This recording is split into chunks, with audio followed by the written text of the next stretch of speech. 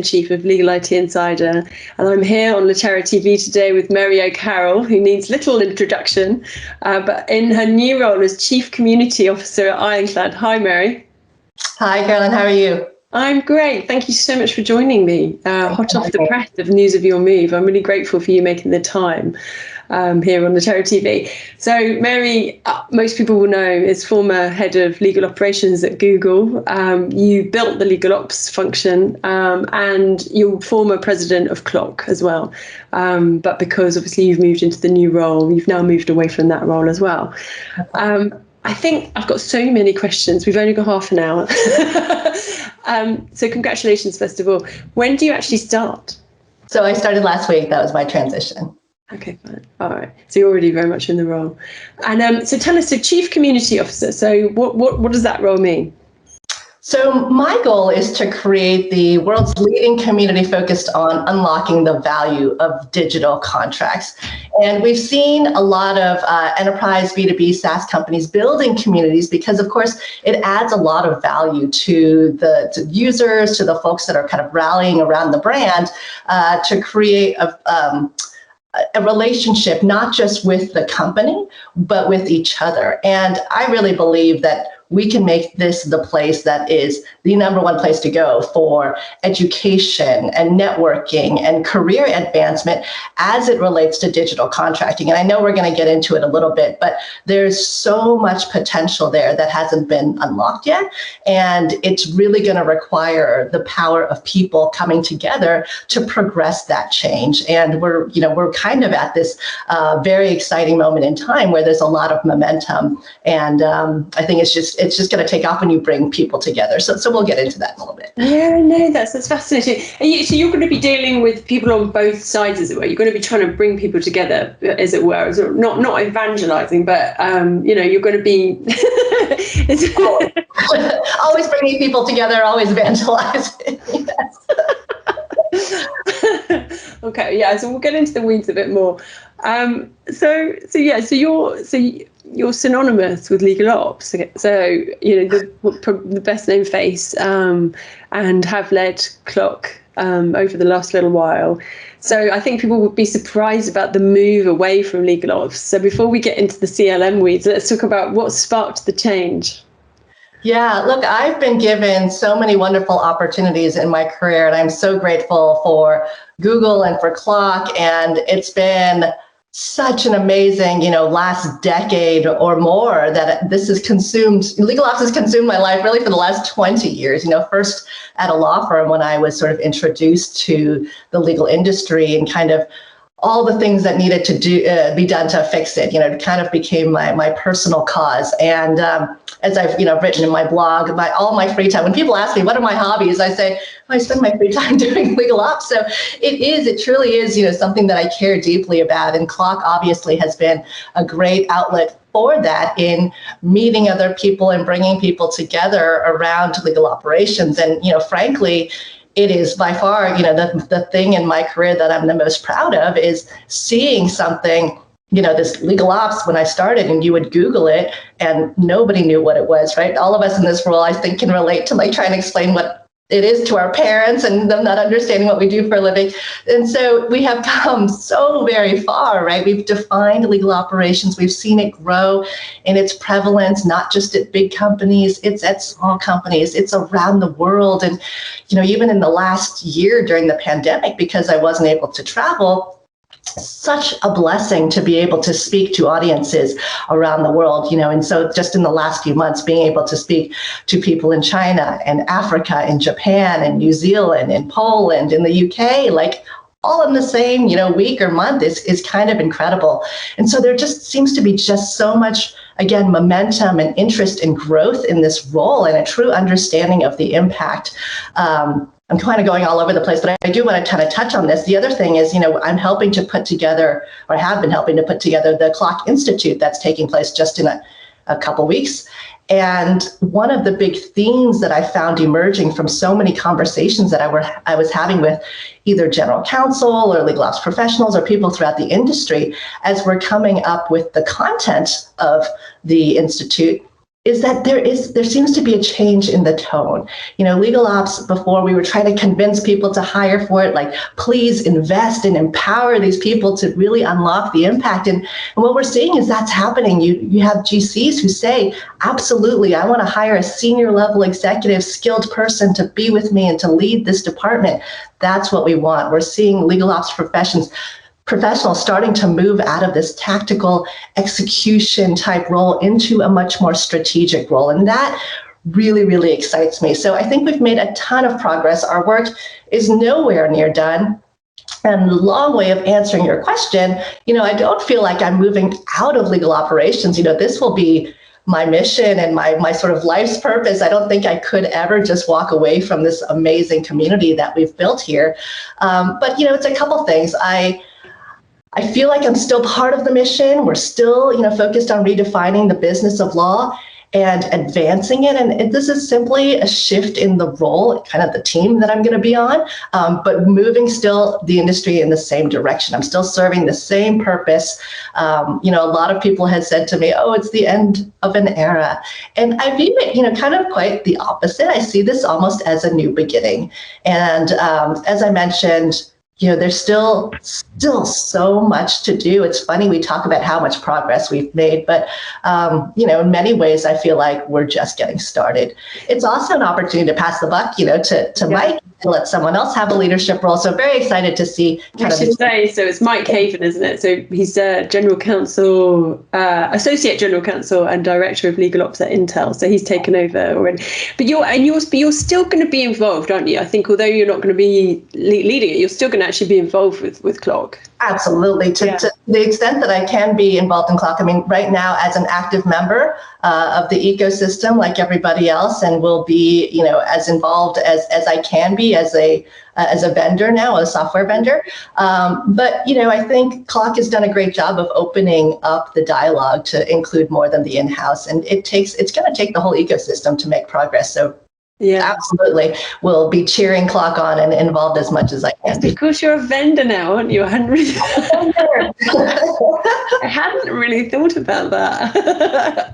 Yes. So let's talk about, what I'm curious about is what your intentions are. So you've talked about CLM, contract lifecycle management, and you've said you feel really strongly that it's this is your next big challenge, and you are going to sort of be building a community. We've obviously seen what you've done with the growth of legal ops, and I'm curious as to what your vision is. Obviously, it's very early days, and you'll be sort of working out what's what, but I'm sure you already have a clear vision of what that means. I'm really curious as to what it means as to creating a CLM community and where you see that going.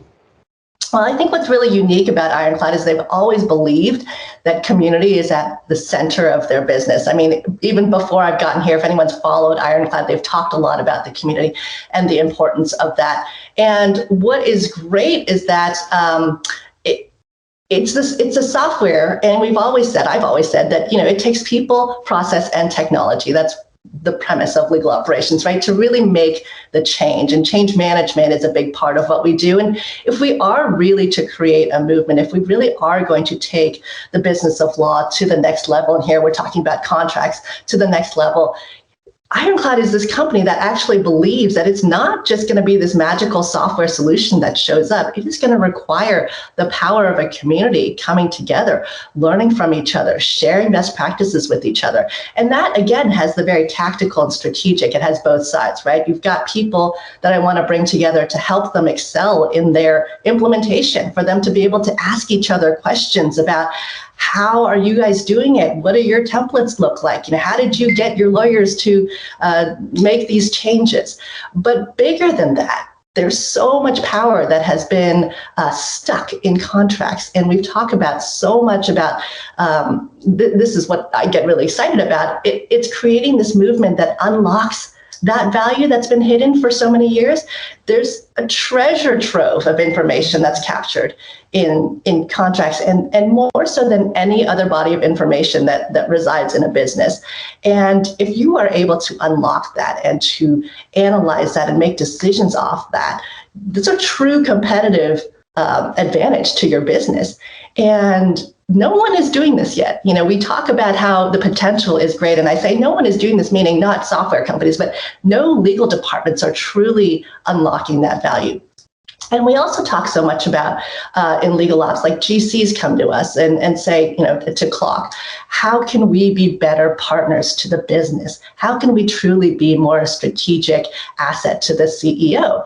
And, legal departments have this reputation for being, the office of no. We've got to really prove why we're valuable to the company. And to me, this is it, right? This is the nugget. We have this secret, unlocked treasure trove of information and of data that can help with business decisions. And so I get really excited about that potential.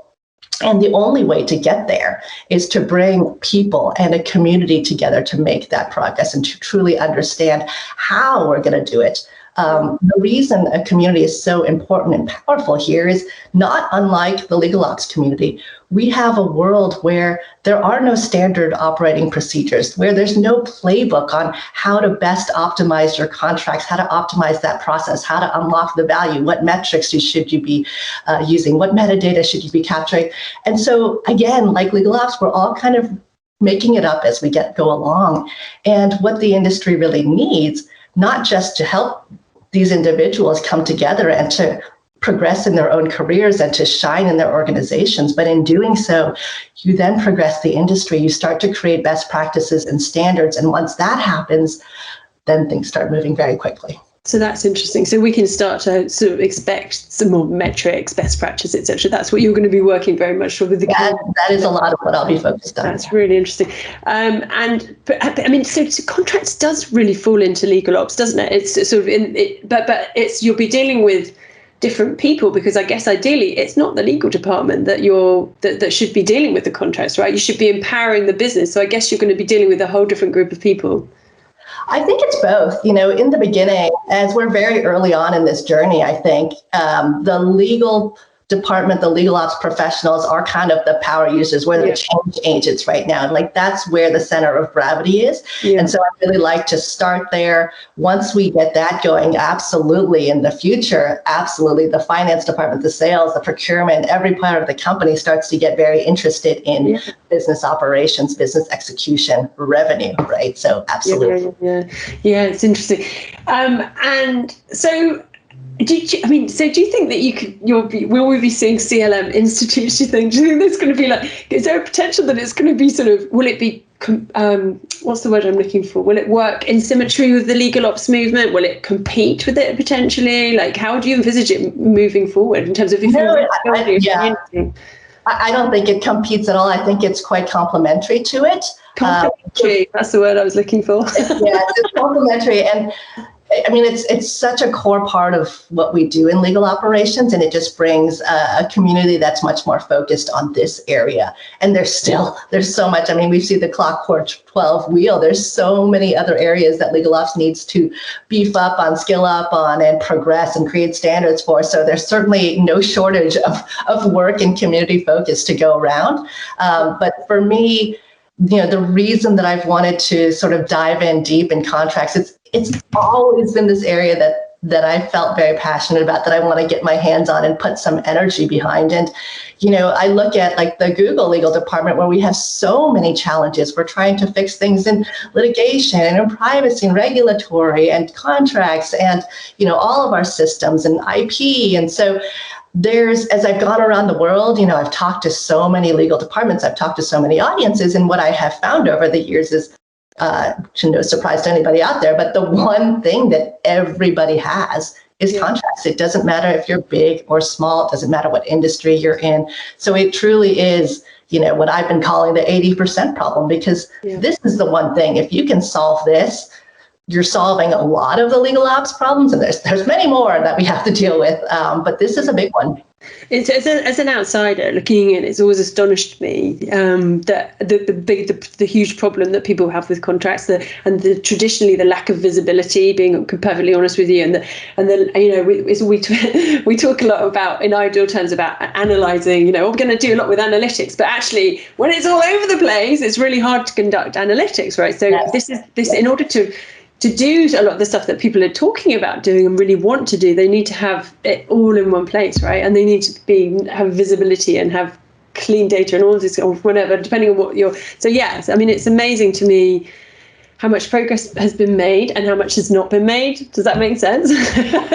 Yeah. And you're right. I mean, there's so much potential to do, really cool things like analytics, but we have to walk before we run, right? There's plenty of people I talk to who don't even know where their contracts are. They're in a box under someone's desk and they've moved and they get lost. They don't know when lease renewals are up. They don't know when key terms are up. They don't, I mean. That's right. And we're going to help people on all, parts of the spectrum. So really excited. Well, I want to move on to, so I'm going to go a couple more CLM because I find this a fascinating area. And then I want to, before we, wrap up, I'll ask you to reflect on the in-house sector. But so with CLM, one of the things that quite interests me is there's a big emphasis on CLM Mark 1 and Mark 2, as it were, like the old contract lifecycle management. So people talk very much about this is the new world, right? This is new CLM. And I'm just curious about what that means and why everyone thinks that, I think I know the answer, but I'm not sure, about why people are saying things are so much different now and things are so much better. I will say I'm fairly new to this space, so I'm certainly not going to say that I'm an expert now. But from my experience and kind of why I chose to come to Ironclad, and I have said that there is no, look, I was at Google, I was at the head of Clock, I was perfectly happy. There really is no other provider or company that I would have left for. Except for Ironclad. And I think to me, it's exactly that, that it is different. It is the next generation. And as Ironclad, we call it digital contracting is kind of the future. So to me, the difference is this. I see a lot of investment, a lot of energy going into this space. So I think everyone sort of agrees on the potential, the need that is there. The difference to me is that there are a lot of providers that are looking at what I believe is a very broken process, right? As I said before, nobody looks at the way contracts are done right now and goes, this is great, it's optimized, end to end, loving it. People will tell you that they hate it. And so what we've done as an industry is we've taken a very broken process and said, let's enable that with software. Let's start a bunch of software companies to, enable this broken process with technology. And we're still talking about PDFs. We're still uploading and downloading. We're still not truly collaborating. And we still can't execute at full volume. I've talked to folks, even my old job, where we wanted to do thousands of contracts in one day and nobody could do that. And so what's really interesting to me about Ironclad is the approach since the beginning. And so Jason and Kai are the founders. I met them when they were really just getting started. And the vision back then, it continues to be the vision today, and it's been very different. And what they have always said is they're not going to take this broken process and enable it. They're really going to think about what the value, what the purpose of a contract is, and think about how do we digitize that? How do we take it from the very beginning and change the way it's done and not just enable a broken process, but use technology to enable a better process, use people to redesign that process. That's why the community is so important. And just the product itself has already some features, and I've seen the roadmap, which is fantastic, but that enable that true real-time in a browser collaboration that can truly handle all the volume, that's truly thinking about it very differently, I believe, than others have. So that's why I chose this company. I believed in the vision. And I think because of the way they're thinking about it, it's future-proof. I really, as a legal ops person, we hated the idea of technology is changing so fast around you that you go and you do your RFP and you choose a technology, and in the back of your head, your team is already saying, well, we're already going to have to look at something in 2 or 3 years, 4 years, because it's changing so fast. So we're going to have to rip this out and put the next thing in. And implementation takes so long that by the time you've finished your implementation, you're already looking for the next thing. And that is extremely painful. We've all kind of been through that. And so, we as a community have been talking a lot about future-proof. How do I buy the product that I know is going to be around forever? And, I truly believe that out of the CLM bunch, this is the one. Okay. So look, let me take you I'm curious as to your sort of thoughts. in terms of looking back, you're still very much involved in the in-house movement, etc. But you've continuously pushed for tech forward innovation, if that's not too much of an awful term. And I just wondered if you could say, I'm going to talk about sort of two things. One is where you've seen the most progress in the last couple of years, particularly. I say last couple of years, you've been involved for a long time, but I think if we just focus on the last couple of years, and I know COVID's given the real some acceleration, but also where law firms are still really falling down as well. I'd be curious as to your reflections on both of those points.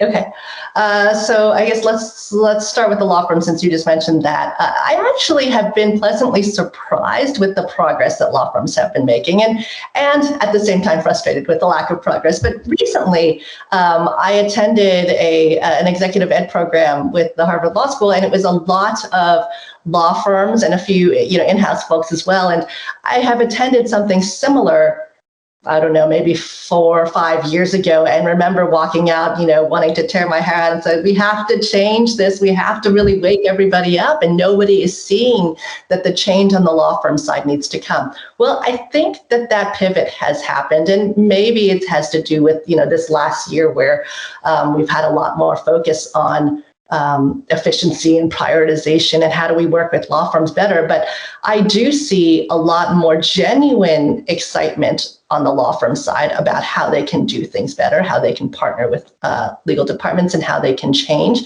There certainly has been more talk about the creation of a culture of innovation. How can they leverage technology, and not just for the purposes of showing off the shiny object, which is kind of how it felt a few years ago, right? Everyone was telling their clients, oh, we have AI and we can do innovation by press release, we would call it.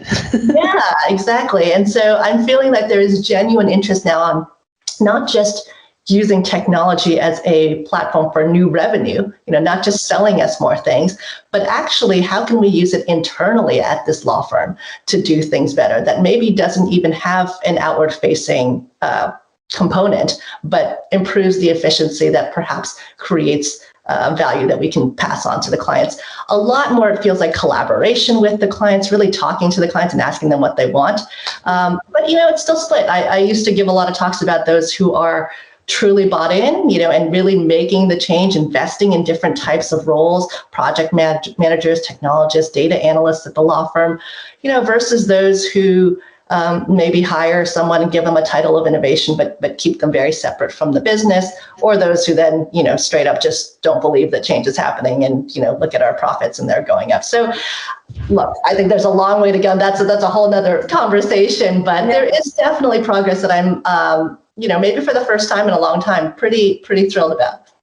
I think it's fascinating, isn't it? I think the collaboration piece is fascinating because they've had to collaborate, and they've had to do it digitally. They've had to digitize processes, which is amazing, the acceleration. I see it as well. Obviously, speaking to people, that a lot of the act is cultural as well, isn't it? It's a cultural, so I think that it's really fascinating that, and long may it last. It'd be really interesting to see when people are back in the offices, if this culture of change continues, because I think that was one of the biggest barriers that I saw, was this, resistance and this holding on to old processes. And as you've already flagged about people wanting sort of faster horses, to not to do things completely differently. And I do think that so it's fascinating. I hope that it lasts, beyond when everyone starts to be back more in the office. But so what's in terms of, let's get your crystal ball on. So one thing I'm quite fascinated by is we see the legal market evolving so much in terms of who's providing what. I think that law firms are doing a good job in some cases of creating their own ALSP, but then obviously you've got other providers that, ALSPs are making great progress. There's all sorts of different, particularly in the UK where we're deregulated, but there's obviously progress everywhere. How do you see the market evolving in terms of who or what sort of organisation provides what service? So I think we're going to continue to decentralize and then come back together. So it's interesting. We're thinking more and more about what I used to call right sourcing. So a very large part of the legal operations profession is figuring out how to match the resources that you have, and that can be human resources, whether it's in-house people, outside counsel, technology, alternative service providers or law companies, as I think we want to call them, and all kind of the spectrum of options that you can use to get your work done. And then within that, of course, you have onshore, offshore, big firm, small firm, lawyer, business professional.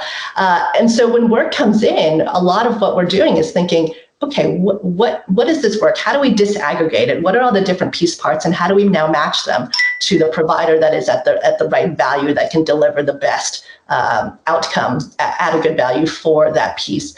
And so we're experimenting, we're trying new things. And with that, we've created a market and a demand, right, for technology, for different kinds of service providers, for different ways of delivering things. And as that becomes more popular, we're also then having to figure out, how do we then all bring it back together? And that's where like legal program managers are coming in. That's where collaborative tools are coming in, because we certainly don't want to break work apart and then make it, duplication of efforts. And we want to be able to collaborate and communicate much more efficiently. And so that, I think, is all happening. There's a lot of providers. We're trying different things. I do think there's consolidation in the market that we're already seeing, both on the tech side, on the provider side. So that will continue.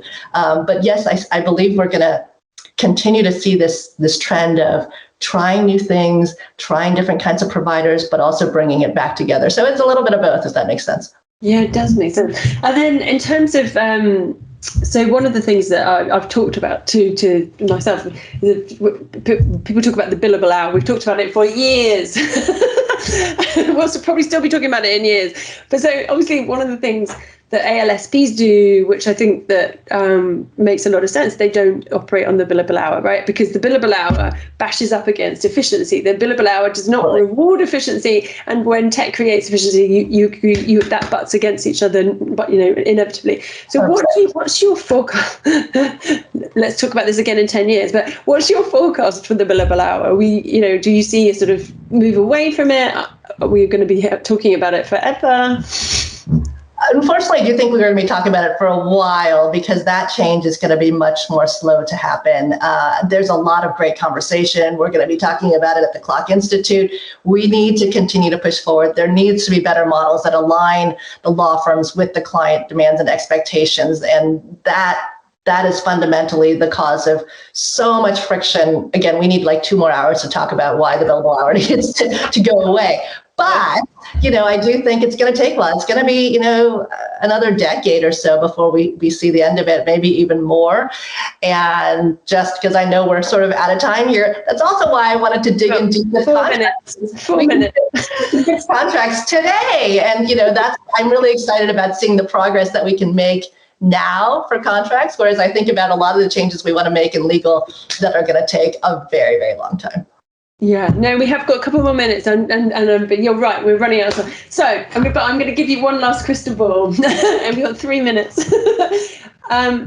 What advance? We've already touched on this a little bit, but I thought I'd end with CLM as we, this is the life that you're moving to now.